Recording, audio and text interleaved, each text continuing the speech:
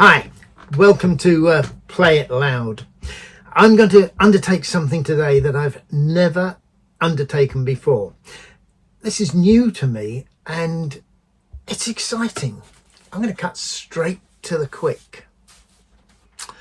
Donovan, Hurdy-Gurdy man, Audiofile pressing. This is special, which is why I'm bringing it to you. It's something that I've never seen before. You might notice I've got a few LPs. I've been collecting music since, sadly, mid-60s. I've never seen anything packaged like this before, which is why I wanted to do this unboxing video and talk about it briefly because it's important. Okay, so I've shown you the front. This is embossed. This is hard card. This is very nice and it's going to be very difficult to keep like this. On the back, also embossed. Silver. It's beautiful. It's really nice. It's a lovely, lovely envelope. And you'll notice on here it says 341. It's number 341 of a 400 pressing. Really short run. But I think some of these are still available. I understand that there was some conflict between Impex, who released Hurdy-Gurdy Man probably 4 or 5 months ago, is the accepted audiophile version, although I think theirs might be stereo, I'm not certain. And a company, the company who produced this, and we'll get to that because I'm not sure that I know them that well, said, no, we do Donovan's albums, so you can't do it. Certainly in the UK, if you want Hurdy-Gurdy Man audiophile, this is where you go. And because this has happened fairly recently, I think there are still copies available. I asked Gatefield Sounds in Whitstable if they could get a copy for me, and they did. Hurdy-Gurdy Man. Unboxing. This is an envelope. Have to be really careful here. Okay. What have we got here?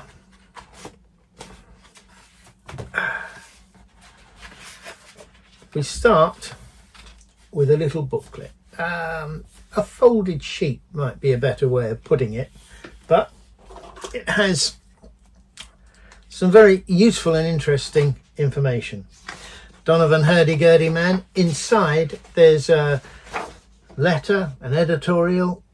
There is some writing this year, 2028, from Donovan on this album, on how it was recorded, on what he thinks of it. He does say that it is his favourite version. He says Hurdy-Gurdy Man should be listened to in mono.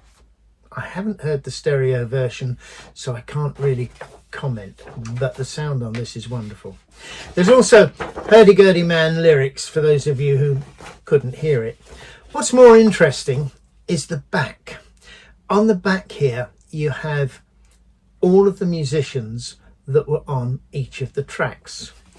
Donovan was well known to know Jimmy Page and John Paul Jones out of Led Zeppelin, for instance, but I think the reason was that he and his albums were often put together by some of the best, if not the best, session musicians of the time.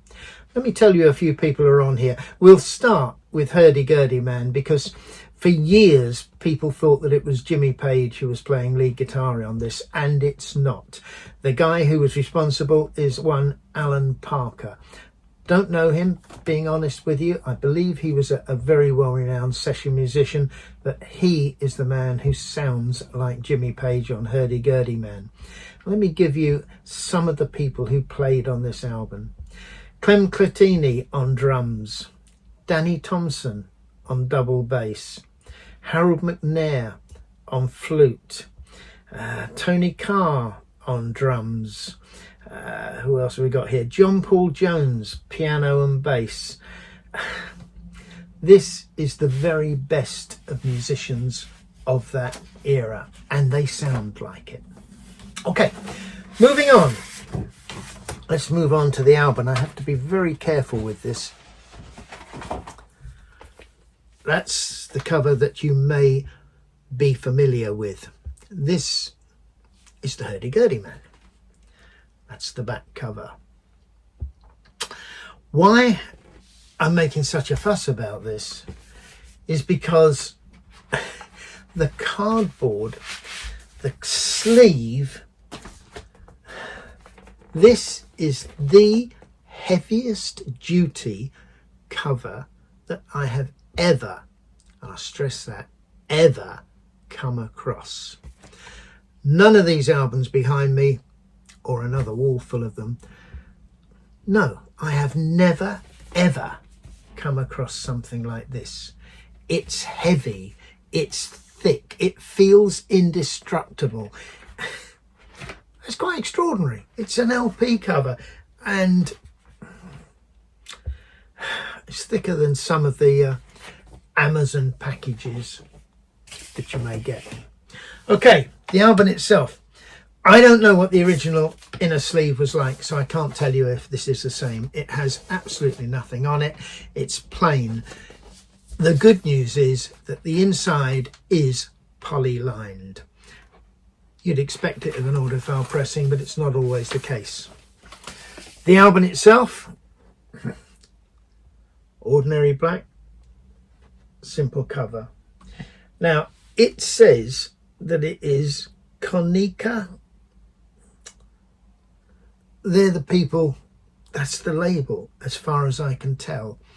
This is the label that wouldn't let Impex release it in the UK. And that might have put up a flag. But it is, as the hype sticker says,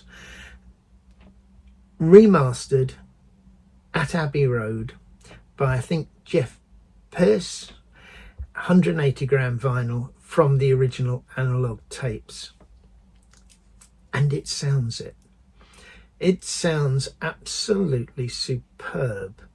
It's a real, how can I say, a real audiophile. I'm looking at a couple now. I've got some acoustic sounds releases. I've got some very expensive box sets.